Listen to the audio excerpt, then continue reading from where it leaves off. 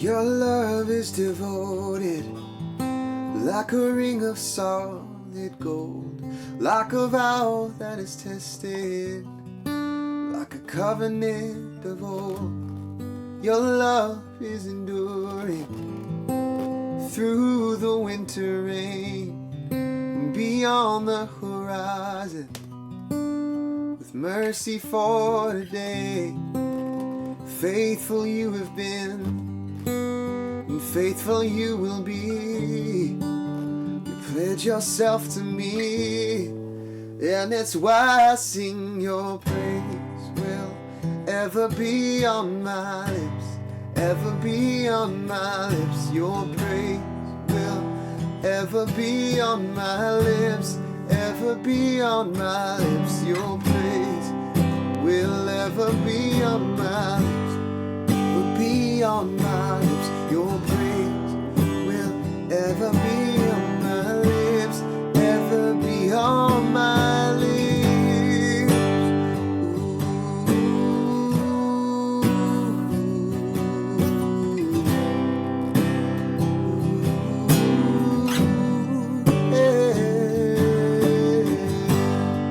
As you father the orphan, your kindness makes us whole. You shoulder our weakness, and your strength becomes our own. And you're making me like you. You're clothing me in white, bringing beauty from ashes. For you will have your bride, free of all her guilt, and rid of all her shame, known by her true name. And it's why I sing. Your praise will ever be on my lips, ever be on my lips. Your praise will ever be on my lips, ever be on my lips. Your praise will ever be on my lips, ever be on my lips. Your praise will ever be on my lips, ever be on my lips. You will be praised, you will be praised. With angels and saints we sing, worthy are you, Lord. You will be praised, you will be praised. With angels and saints we sing, worthy, worthy are you, Lord.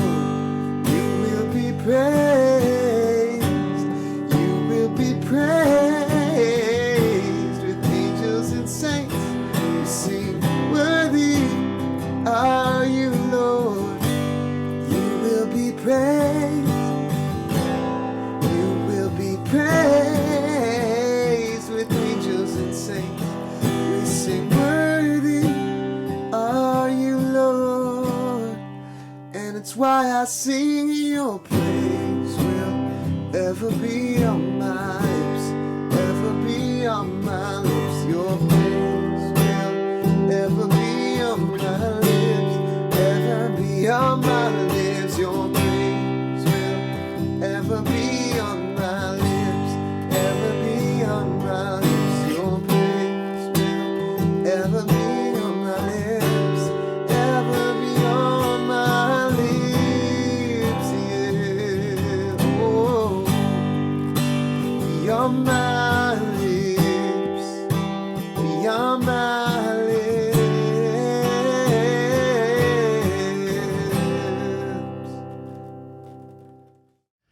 Hey everyone, it's Pastor James here, just giving you some encouragement for this morning or afternoon or evening, depending on when you're watching this.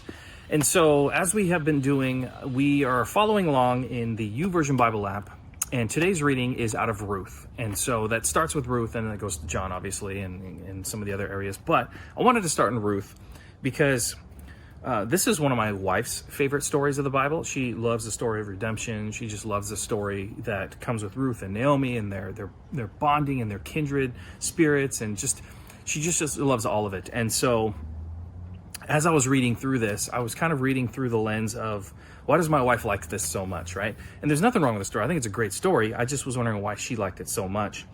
And by looking at it through a lens that was a little more, I'm trying to connect, be a little more empathetic in this situation, I found some new stuff kind of coming in, new ideas that I never even looked at, new thoughts that never really kind of saturated within me. And so hopefully some of this will resonate with you as I share it with you.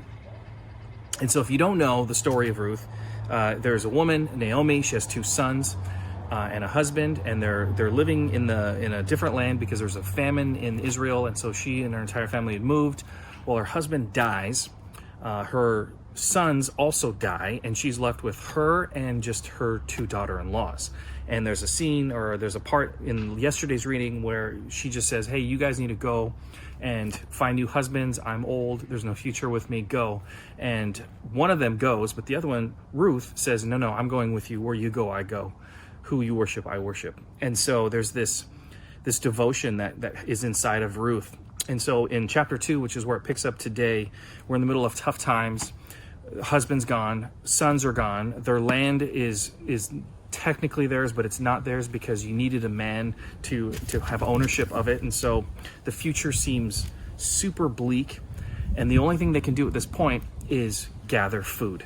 And so Ruth, who is the younger, says that she's going to go and gather wheat in the fields. And so there's a custom where those that couldn't afford could follow along, and whatever was dropped or left, they could pick. And so typically it wasn't very much, but it might have been enough to get you through a couple of days of making bread.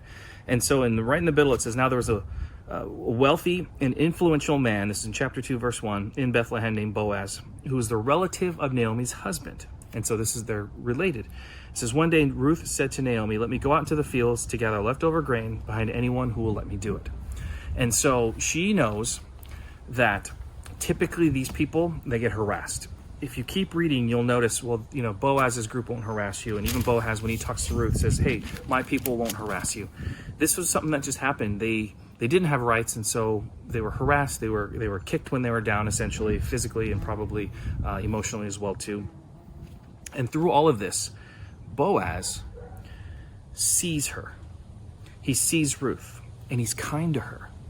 And he gives her a place to gather food. And not only that, it says that he allows her to gather with his harvesters, not after, but with his harvesters. And he instructs them, drop some on purpose so that she picks it up. And so he's trying to help her out.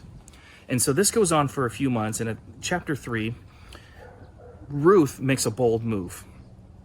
She'd been gathering this wheat, and she makes this bold move, and she decides that from the help of her mother-in-law, that she's going to go lay at the feet of Boaz as kind of a sign of, maybe servanthood, maybe there's a interest to, for marriage. And so it's not completely specific here, but eventually what Boaz does is he sees her faith and he has a plan to redeem her, whether he's going to do it or someone else in the family that has the first right to that land. And so all of this stuff happens, and this first guy says, thank you, and then he realizes he has to marry Ruth, and he says, no, thank you, but you take it, Boaz. And so they make this agreement, and Boaz agrees to marry Ruth, and he ends up being super, super kind to her. And as a result, Naomi, Ruth, Boaz, they get redeemed in this story. And here's a part that I never noticed before I started reading this, and I had this conversation with my wife too.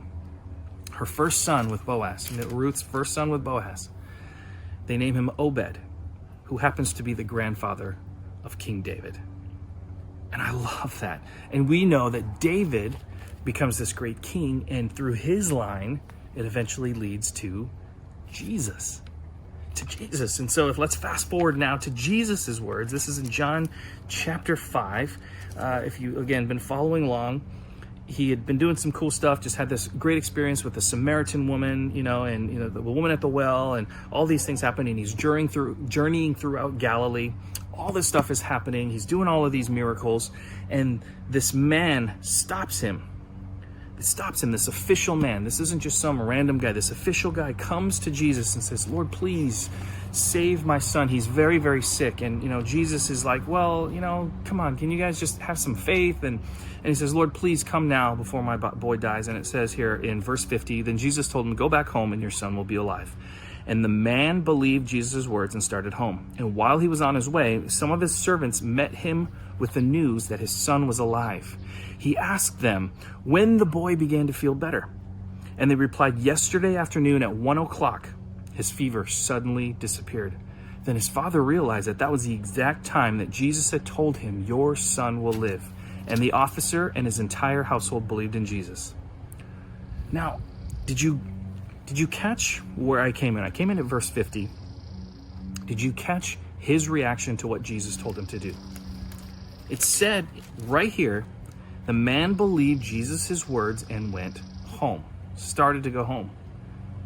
It's a cool story, but what I love is that there was immediate faith in this man. As soon as Jesus said, hey, it's going to be done, he didn't say, are you sure? How do I know? Can you give me a sign? He immediately went home.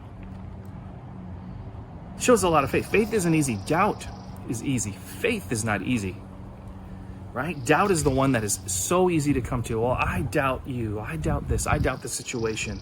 But there's a reason why Jesus would constantly come back to the idea of people's faith or their lack of faith.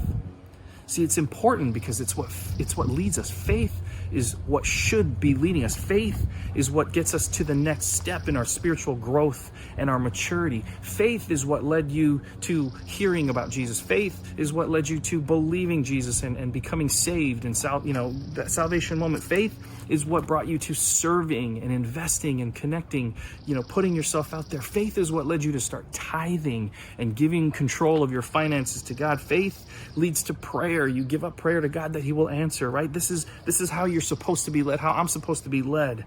And so my encouragement is when you think about the idea of faith, the word faith, what areas of your life do you need more faith? Where do you need to take the next step in your spiritual growth, in your maturity? Just like Ruth took that leap of faith when Naomi said, go to Boaz. And she took a leap of faith when instead of leaving her, she stayed with her mother-in-law. And later this man, the son who is from the line of that story that we just read, he tells this man, have faith, go home, your son is healed. And the guy listens and his son is healed. See, it requires that step of the unknown. And maybe there's some stuff in your life that needs to be more unknown. I can't put it into words right now. There's just something in your life that you need to take that first step, that you need to walk forward, not knowing what's going to happen, not knowing the reaction, not knowing the result, but just going because you have faith that God will do something. And so my encouragement to you, as soon as I'm done talking here and the elevator music comes in, I want you to just stop and just think, where do I need to have more faith? What areas of my life do I need to take a faith risk? Maybe it is your finances. Maybe it's serving. Maybe it's reaching out to your neighbor. Maybe it's, speaking more with your kids about this or your parents about this. There are so many areas of our life that we could use more faith. And so my encouragement to you is take that step of faith. Have a great day today, and I'll see you guys next time.